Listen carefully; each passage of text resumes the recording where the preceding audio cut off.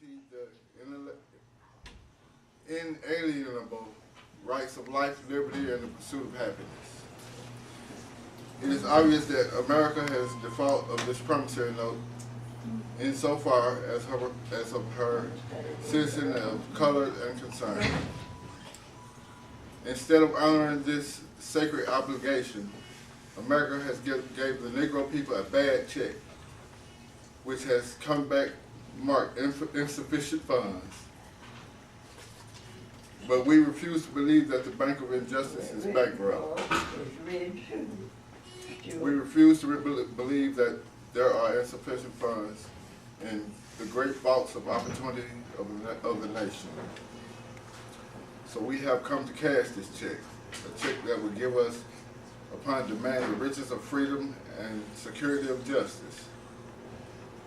We have also come to this hallowed spot to remind America of this fury, urgency of now. This is no time to engage in the luxury of cooling off or to take place of the tranquilizing drug of gradualism. Now is the time to rise from the dark and desolate valley of segregation to the sunlit path of racial justice. Excuse me. Now is the time to open doors of opportunity to all of God's children. Now is the time to lift our nation from the quicksands of racial injustice to the solid rock of brotherhood. Let me see something real quick. It will be fatal for the nation to overlook the urgency of the moment and underestimate the determination of the Negro. This sweltering summer Negro legitimate discontent which not pass until there is an irregular autumn freedom and equality. 1963 is not an end, but a beginning. The hope that the Negro needed to blow off the steam and now will be content will have a rude awakening if the nation returns to the business as usual. There will be neither rest nor tranquility in America until the Negro granted his citizenship rights. The whirlwind of revolt will continue to shake the foundations of our nation until bright day of justice emerges. But there is something that I must say to my people who stand on the warm threshold which lead into the palace of justice. In the process of gaining our rightful place, we must not be guilty of wrongful deeds. Let us not seek to satisfy our thirst for freedom by drinking the cup of bitterness and hatred. We must forever conduct our struggle on the high plane of dignity and discipline. We must not allow our creative protest to degenerate into physical violence. Again and again, we must rise to the majestic heights of meeting physical force with soul force. The marvelous new militancy which has engulfed the Negro community must not lead us to distrust of all white people. For many of our white brothers, as evidenced by their presence here today, have come to realize that their destiny is tied up with our destiny, and their freedom is inextricably bound to our freedom. We cannot walk alone. As we walk, we must make the pledge that we shall march ahead. We cannot turn back. There are those who are asking the devotees of the civil rights, when will we be satisfied? We can never be satisfied as long as our bodies, heavily with the fatigue of travel, cannot gain lodging in the motels on the highways and the hotels of the cities. We cannot be satisfied as long as the Negro basic mobility is from smaller ghettos to larger ones. We cannot be satisfied as long as Negro in Mississippi cannot vote, and Negro in New York believes that he has not for which to vote. No, no, we are not satisfied. And we will not be satisfied until justice rolls down like the waters and righteousness like a mighty stream. I am not unmindful that some of you have come here out of great trials and tribulations. Some of you have come from narrow cells. Some of you have come from areas where your quest for freedom left you battered by the storms of persecution, and staggered by the winds of police brutality. You have the reverence of creative suffering. Continue to work with the faith that unearned suffering is redemptive. Go back to Mississippi. Go back to Alabama. Go back to Georgia. Go back to Louisiana. And go back to the slums and ghettos of northern cities. Know that someone has the situation that can and will be changed. Let us not wallow in the valley of despair.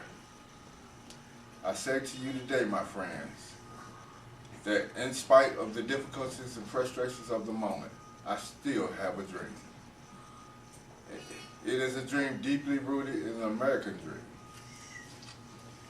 I have a dream that one day the nation will rise up and live out one true meaning of this creed, which holds these truths to be self-evident, that all men are created equal.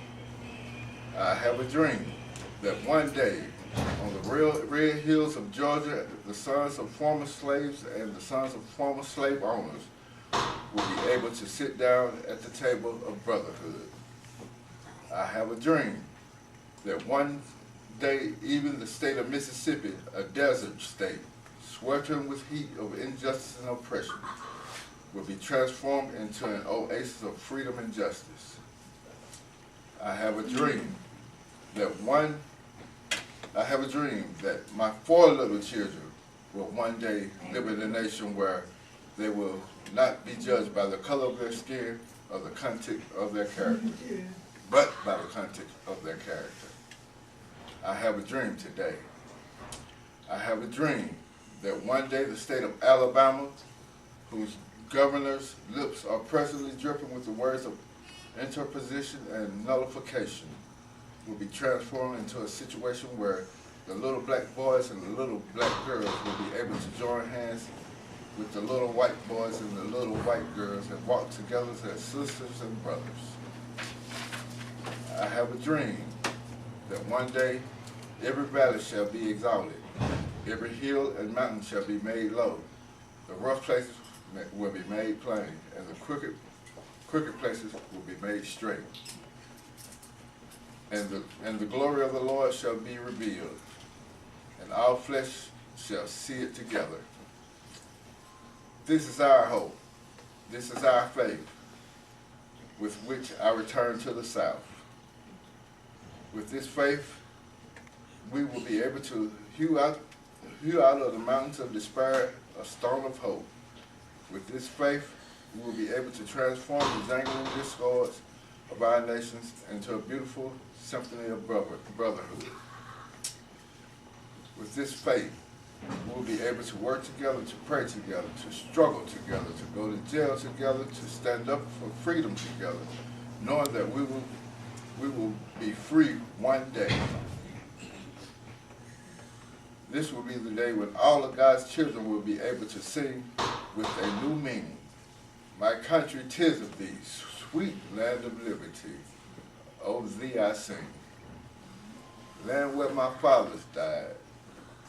Land of the pilgrim's pride. From every mountainside, let freedom ring. And if America is to be a great nation, this must become true.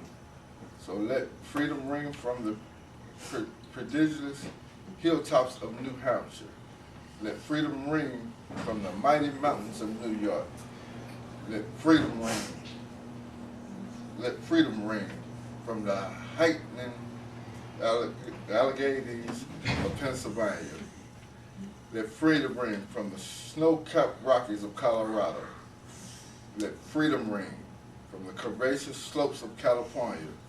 But not only that, let freedom ring from the Stone Mountain of Georgia. Let freedom ring from Lookout Mountain of Tennessee. Let freedom ring from every hill and molehill of Mississippi, from every mountainside. Let freedom ring. And when this happens, we will all allow freedom to ring. When we let it ring from every village and every hamlet, from every state and every city, we will be able to speed up that day when all of God's children, black men and black women, Jews and Gentiles, Protestants, Catholics, will be able to join hands and sing in the words of an old Negro spiritual, free at last, free at last. Thank God Almighty, we are free at last.